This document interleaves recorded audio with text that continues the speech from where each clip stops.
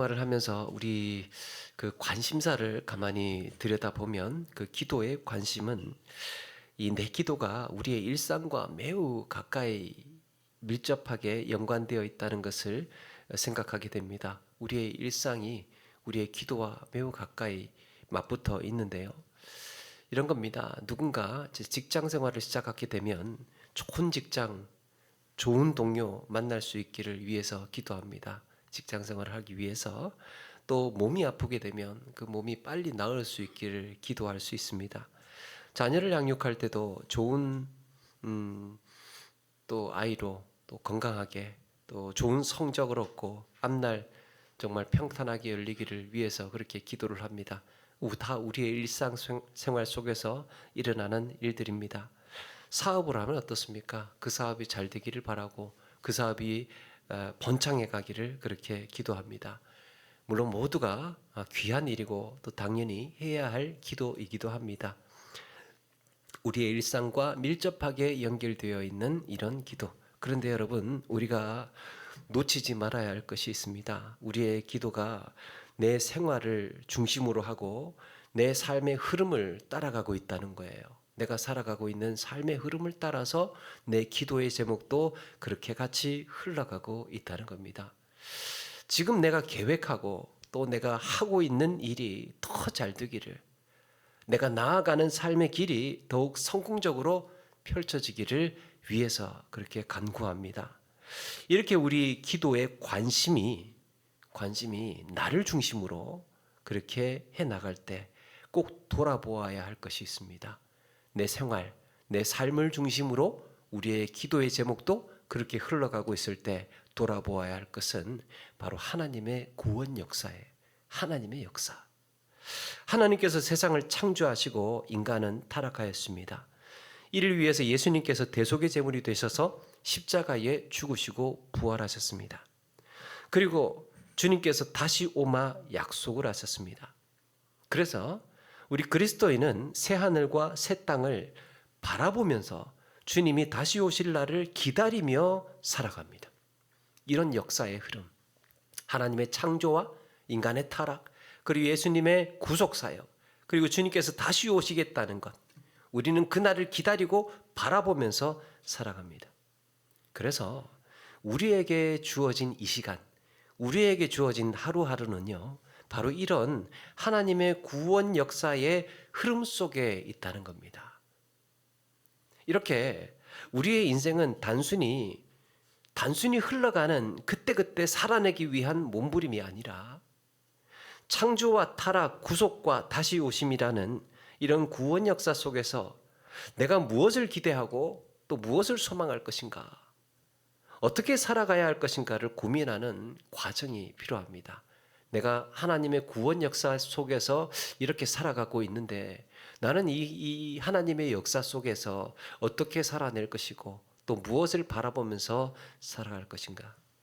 여러분, 이런 시각으로 우리가 내 삶을 바라보고 세상을 바라보는 관점을 가리켜서 기독교 세계관이라고 합니다. 우리가 세상을 살아가는 삶의 관점. 학교를 가야 하는 학생이 아침에 분주한 시장통을 지나고 있다고 생각을 해보자고요. 그 학생은 그날 시장에 나온 배추값이 얼마고 콩나물값이 얼마인지 별 관심은 없습니다. 늦지 않게 학교를 가야 하기 때문입니다. 옆도 뒤도 돌아보지 않고 시간을 허비하지 않습니다. 모든 그 순간의 행동이 학교에서 일어날 일을 염두에 두고 움직이는 겁니다. 마찬가지로 그리스도인은 주님께서 다시 오심을 기다리는 삶이라고 할 수 있습니다. 그것을 향하여서 한 걸음 한 걸음 나아가는 거예요. 이것은 교회 생활뿐만 아니라 우리의 가정이나 직장이나 사업에서 혹은 모든 삶의 영역에서 다 적용이 되는 겁니다. 주의 재림을 바라보는 것, 주님의 다시 오심을 바라보면서 사는 자로서 나는 어떤 신앙생활을 하고 있는가? 나는 어떤 기도를 하고 있는가? 그래서 여러분, 우리의 기도는 내 일상의 흐름을 따라가는 기도가 아니라 주님이 다시 오신다는 약속이 이끌어가는 기도여야 됩니다. 주님께서 다시 오신다는 그 약속이 내 기도를 이끌어가는 거예요. 내가 무엇을 위해서 기도할 것인가? 우리의 기도가 하나님의 구원 역사를 의식하는 기도로 성숙해지기 위해서는 당장의 급한 일, 그리고 내게 닥친 일을 수습하고 그걸 해결하는 데만 그치지 않고 하나님께서 이루어 가시는 구원 역사에 동참을 하고 준비하는 기도의 삶이어야 할 줄로 믿습니다. 당장 눈앞에 급한 일, 또 내게 닥친 일, 이거 급하게 해결해야 되고 수습해야 되는 문제를 가지고 매번 그렇게 내 생활을 따라가는, 내 일상을 따라가는, 내 삶을 따라가는 그런 기도의 제목이 아니어야 된다는 거죠. 이런 점에서 하나님의 일을 들여다보게 되면 뜬금없이 하루아침에 일어난 일보다는 놀랍게 계획되고 준비된 역사라는 것을 알 수 있습니다.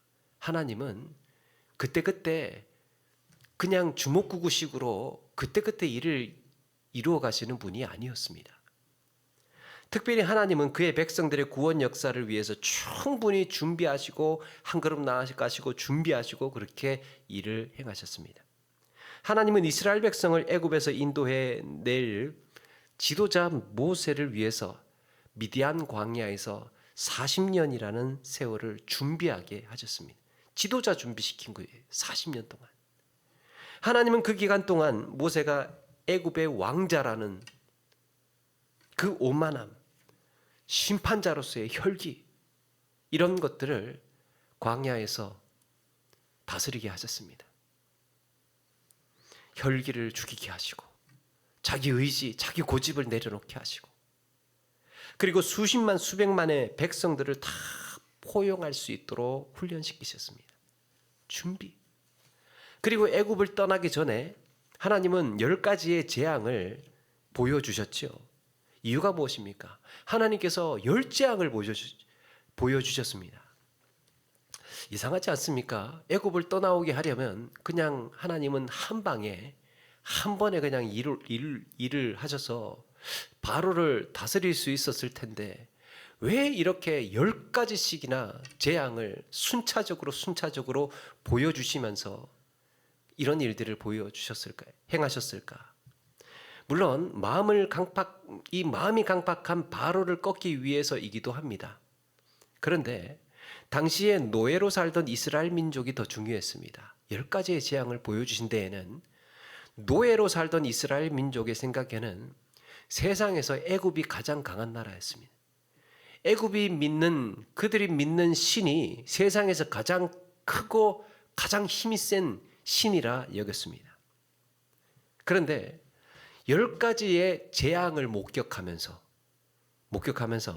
하나님께서 애굽의 신을 다 압도하고 계시다는 것을 보았습니다. 이스라엘 민족은 이걸 보면서 이스라엘의 하나님이 참 하나님이라는 사실을 받아들이게 됩니다.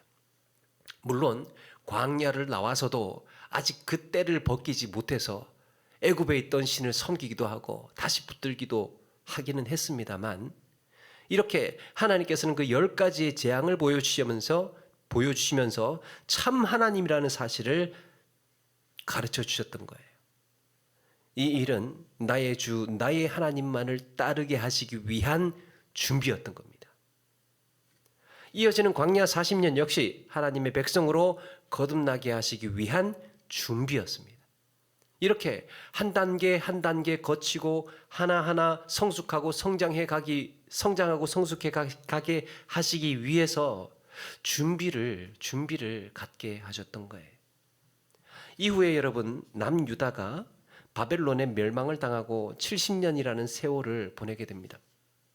그러는 사이에 우상으로 차고 넘치던 약속의 땅은 다 빼앗기고 빈터가 되니까 폐허가 되고 인적이 끊어집니다. 예언처럼 야생동물들이 차지하게 됩니다.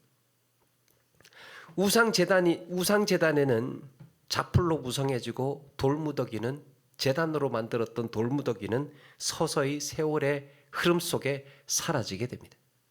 그동안 고질적인 우상 숭배의 현장이 이렇게 70년이라는 공백기를 통해서 그 땅은 자연 정화가 되어가고 있었습니다. 그렇게 해서 남은 자가 누구입니까? 이방에 잡혀갔던 포로들은 철저히 하나님만을 바라보는 신자들로만 돌아옵니다. 돌아오는 포로들을 이끌었던 에스라, 느헤미야가 가장 민감했던 점이 신앙의 순수성의 회복이에요. 하나님은 그렇게 시온으로 돌아올 하나님의 백성들을 준비하고 계셨던 거예요. 땅을 비우게 하시고 우상이라는 관념을 다 떠나가게 하시고 오로지 하나님만을 바라보게 하는 남은 자들로만 돌아오게끔. 예수 그리스도께서 이 땅에 오시는 것도 이런 수많은 준비의 결과였습니다. 그 중에 우리가 읽은 인상적인 말씀이 이것이죠. 외치는 자의 소리여 이르되 너희는 광야에서 여호와의 길을 예비하라. 사막에서 우리 하나님의 대로를 평탄하게 하라. 골짜기마다 도두어지며 산마다 언덕마다 낮아지며 고르지 아니한 곳이 평탄하게 되며 험한 곳이 평지가 될 것이요 여호와의 영광이 나타나고 모든 육체가 그것을 함께 보리라. 여러분, 이거는요 고대의 왕들이 먼 길을 떠날 때 그때를 떠올리게 하는 건데요. 고대의 왕들이 먼 길을 여행하게 되면 그 여행하는 경로에 앞서서 사신들을 보냅니다. 사신들을 보내서 왕이 지나가게 될 경로를 먼저 가서 외친다고 합니다. 곧 있으면 왕이 이곳을 지날 거니까 왕의 길을 준비하라고 선포를 합니다. 왕이 이곳을 지나가신다. 길을 준비하라. 그러면 왕의 군대와 그곳에 있는 지역민들이요 다 동원이 되어서 왕의 대로를 닦습니다. 길 닦는 거예요. 왕이 지나가야 하니까. 그러면 막 일사불란하게 거친 산도 길이 뚫리고요. 작은 또 굽은 그 골목 그 길도 곧게 되고 모든 장애물이 다 싹 제거가 됩니다. 오늘 말씀에도 보니까 사막에 하나님의 대로가 뚫리고 골짜기마다 흙이 메워져서 길을 낸다고 합니다. 하나님께서 지나는 언덕은 낮아지고 평탄하게 되고 모든 험한 곳이 평지가 될 것이라고 말씀합니다. 왕이 올 것이라는 얘기예요. 그리고 온 백성이 나와서 왕이 오시는 길을 맞이합니다. 마찬가지로 모든 육체가 그것을 보리라. 왕이 오시는 것을. 신약에 와서 이렇게 주의 길을 예비하라고 보냄받은 자가 누구입니까? 세례 요한이지요. 그런데 우리는 이런 선지자들의 예언대로 메시아의 오심을 대망하면서 주님께서 이 땅에 오심을 대망하면서 기도했던 사람들이 있었다는 것을 기억해야 합니다. 예수님 당시에 바리새인들이며 서기관들이며 종교 지도자들, 이 모든 사람들이 메시아가 오신다는 사실은 알고 있었습니다. 알고 있었는데 이들은 주님이 오신다는 것을 알고 있으면서도 준비하지 않았습니다. 그들이 현재 누리던 영광, 그들이 누리던 부와 명예를 쫓아서 그들의 인생을 살았지, 하나님의 구원 역사가 어떻게 지금 흘러가고 있고 어떻게 이루어지고 있는지에 대해서 주의를 기울이지 않았습니다. 주님께서 오실지도 모른다라는 그 예민함과 그 기도로 준비하고 있는 사람들만이 주님께서 오심을 알아보았다는 거죠. 그런가 하면 성경은 이 세례 요한 외에 주님이 오실 길을 예비하고 있었던 사람들을 소개합니다. 누가복음 2장에 아기 예수님께서 정결 예식을 위해서 예루살렘 성전을 오시게 되었을 때 거기에 주의 그리스도를 보기 전에는 죽지 아니하리라 라는 성경의 지시를 받고 기도하던 시므온이라는 사람이 있었습니다. 이 시므온이 아기 예수님을 안고 하나님을 찬양을 합니다. 이는 만민 앞에 예비하신 것이요 이방을 비추는 빛이요 주의 백성 이스라엘의 영광이니이다. 그러면서 이제는 말씀하신 대로 종을 평안히 놓아두시는도다. 자기의 삶의 사명이, 자기 인생의 가장 큰 숙제가 오실 메시아를 보고 죽는 거였습니다. 그런데 이제 내 마음이 내 할 일 다 했다.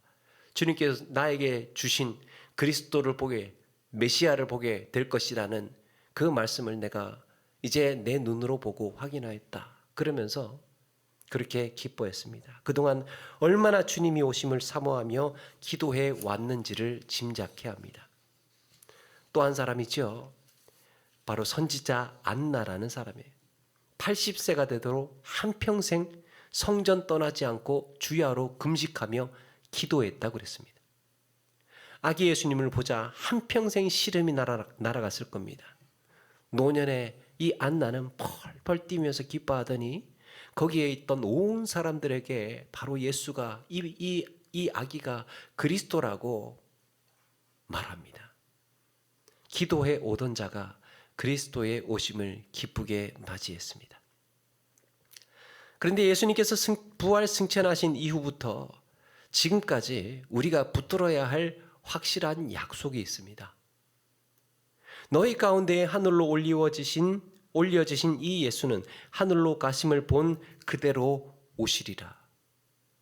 예수님께서 이 땅에 오실 것을 기대하고 고대하고 기도한 사람들이 있었다면 우리는 예수님께서 다시 오심을 기다리고 기대하며 기도하는 사람들이라는 겁니다.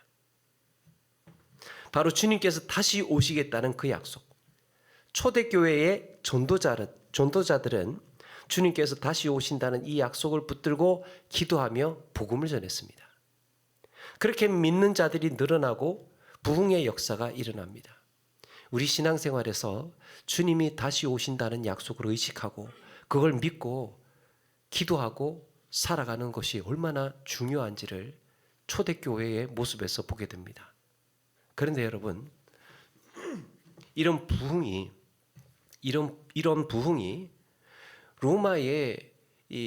로마의 기독교가 공인이 되고 로마의 국교가 되고 그러면서 세월이 지나면서 온 유럽에 기독교가 퍼지게 되잖아요. 기독교가 퍼지게 되면서 중세 시대로 접어들어갑니다. 여러분, 중세 시대에 접어들어가면서 이 부흥이 다소 식어진 듯한 느낌을 받지 않습니까? 중세 시대를 부흥의 시대라고 이야기를 하지 않습니다. 중세라면 로마 교회가요 전 유럽을 장악을 하던 때, 믿는 사람들이라고 한다면 전 온 세계의 문명 국가들입니다. 곳곳마다 어마어마한 큰 대형 교회들이 세워졌던 그 시대가 중세 시대였습니다. 교회가 가장 강한 힘을 가지던 시대가 그 시대였습니다. 그런데 그 시대를 부흥의 시대라고 이야기하지 않습니다. 어쩌면 뭘 놓쳤을까? 교회가 주님 다시 오심을 잊어버리고 이 땅에서 영화를 누리고 교회가 권력을 갖고 그 영화를 누리게 되면서 힘을 휘두르게 되면서 뜨거운 성령의 역사도 일어나지 않은 것은 아닐까 돌아보게 됩니다. 종말론적인 신앙, 주님이 다시 오신다는 그런 의식을 잊어버리고 이 땅에 크게 뿌리를 받고 이 땅에서 힘을 휘두르고 이 땅에서 영광을 누리는 거예요. 여러분, 이런 점에서 부흥은 단순히 교회가 커지고 믿는 자들의 수가 많아지는 것을 가리키는 게 아닙니다. 우리가 아는 부흥은 뜨거운 회개가 있고 또 하나님과의 관계가 회복이 되고 성도들이 순종하는 삶을 위해서 그렇게 결단하고 변화되어 가는 것이죠. 실제적으로 사람이 달라지는 것. 그런데 여러분, 여기에 이런 부흥이 일어나기 위해서는 전제가 되어야 될 게 있어요. 부흥에는 한 가지 전제가 있습니다. 마태복음 24장 14절에 이 천국 복음이 모든 민족에게 증언되기 위하여 온 세상에 이 전파되리니 그제야 끝이 오리라. 이 복음이 전파되는 것과 주님께서 다시 오는 것, 이 세상이 끝날이 다가오고 있다는 것은 같은 이야기예요. 부흥의 전제는 주님께서 다시 오신다는 것이고 그 의식이 깨어나는 일이 부흥입니다. 야, 내가 이래서는 안 되겠다. 지금 내가 이렇게 살아서는 안 되겠다. 주님이 곧 오신다는데, 주님이 다시 오신다는데 내가 이렇게 살아서는 안 되겠다라고 각성하고 깨어나고 우리의 신앙이 일어나고 다시 회개하고 마음을 추스르고 다잡는 것이 그게 부흥입니다. 그래서 주님이 다시 오신다는 것과 부흥은 뗄래야 뗄 수 없는 관계예요. 말세라는 긴박성이에요. 말세라는 긴박성. 내가 이러지 말아야지. 나는 이렇게 살지 말아야지. 그래서 더욱 서둘러 회개하는 겁니다. 내 죄를 돌아보게 되는 거예요. 검사받을 때가 가까이 오고 있다는 것. 더 열심히 복음을 전하게 되는 겁니다. 주님 오실 때가 얼마 남지 않았다는 것. 그런 긴박성을 가지고. 다른 말로 부흥은 주님께서 다시 오심을 준비하는 자들이 각성하고 주님께서 다시 오시는 길을 예비하는 것이라고 할 수 있습니다. 성경의 시작이 어떻습니까? 성경의 시작의 메시지는 하나님께서 사람을 찾아오셨다는 거예요. 하나님께서 사람을 창조하시고 사람에게 찾아오셨다는 메시지로 시작합니다. 그게 성경의 시작이에요. 그런데 여러분, 성경의 마지막은 어떻습니까? 아멘 주여 오시옵소서로 끝이 납니다. 성경의 결론은 아멘 주여 오시옵소서예요. 성경을 다 읽고 나서 우리가 해야 할 고백, 주님 어서 오시옵소서. 아멘 주여 오시옵소서. 하나님의 말씀을 다 성경에서 가르쳐주고 있는 말씀을 다 우리가 깨닫고 이해하고 나서 복음의 본질을 이해하고 나서 우리가 해야 할 고백은 아멘 주여 오시옵소서. 주님 언제든지 오십시오. 제가 준비하고 있겠습니다. 언제 다시 오셔도 이상하지 않을 정도로 준비하고 있는 마음, 그게 여러분 살아있는 신앙이에요. 이 땅에서 우리는 영원하지 않습니다. 우리가 가진 것이 많아지고 많아져도요, 그거 이 땅에서 우리가 다 영원히 누리면서 살지를 못합니다. 우리가 믿는 자로서 강해지고 힘을 갖게 되고 능력을 갖게 되고 실력 행사를 한다고 해도요, 그거 언제까지나 휘두르면서 살지를 못합니다. 우리는 가야 할 길이 있고 다가오는 새하늘과 새 땅이 있고 우리가 걸어 나아가야 하는 걸음걸음이, 의미 있는 걸음걸음이 따로 있다는 거예요. 그게 무엇입니까? 하나님의 구원 역사 속에서 살고 있다는 의식이에요. 한 보고 자료를 보니까 전 세계 종족이 17,000 종족이 있답니다. 이 17,000 종족 중에 7,398개의 종족이 아직 복음화되지 않은 미전도 종족이라고 합니다. 살면서 그들이 태어나서 예수 이름이라는 이름을 들어보지 못한 사람들. 대한성서 공회의 보고를 보니까 전 세계 인구 약 42%가 아직 복음을 접해보지도 못한 상태라고 합니다. 예수라는 이름 들어보지도 못했대요. 여러분, 그래서 우리는 내가 있는 자리에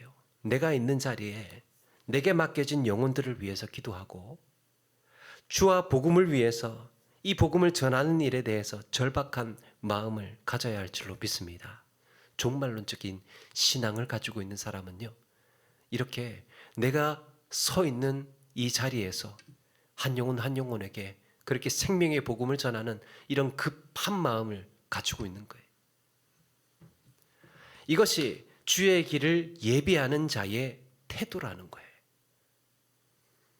여러분, 우리는 온 마음을 다해서 그래서 주님 오실 날을 고대하면서 기도로 준비하는 헌신자들이어야 할 줄로 믿습니다. 이런 의식을 가지고 있으면 우리의 기도의 결이 좀 달라져야 하지 않겠습니까? 오늘 아침에 일어나서 내가 당장 급한 일, 내가 해결해야 될 문제, 내 가족사, 내 그냥 일상, 시험에 붙어야 되는데 또 어디에 또 직장을 구해야 되는데, 이런 우리의 기도의 제목들보다 이런 것들은 물론 당연히 해야 할 기도이기도 하지만 더 큰 의미에서 우리 인생 전체를 놓고 보면 나는 어떻게 흘러가고 있는가, 하나님의 구원 역사는 어떻게 이루어져 가고 있는가를 의식하면서 아멘 주여 오시옵소서. 내가 주님이 오실 날을 기다리며 고대하며 나의 일상을 다시금 되잡아보고 우리의 옷깃을 여미고 내가 할 일이 무엇인지를 정말 깊이 있게 생각을 해보고 언제든지 주님이 오시면 내가 기쁨으로 맞이할 수 있을 그런 마음의 준비가 될 수 있도록 해달라고, 그렇게 기도해 나아가는 삶이어야 하지 않겠습니까? 여러분, 우리의 바쁜 일상 때문에 당장 눈앞에 닥친 이런 기도의 제목 때문에 주님이 다시 오실 길을 예비하는 그런 기도가 흐려지지 않도록 그렇게 늘 우리 스스로를 다잡으면서 그렇게 기도의 자리로 나아가고 우리의 기도가 그렇게 회복되어야 할 줄로 믿습니다. 이렇게 우리의 신앙의 삶에서 주님 다시 오심을 늘 예비하면서 그걸 또 준비하면서 기도해 나가시는 저와 여러분 되기를 주의 이름으로 축원합니다.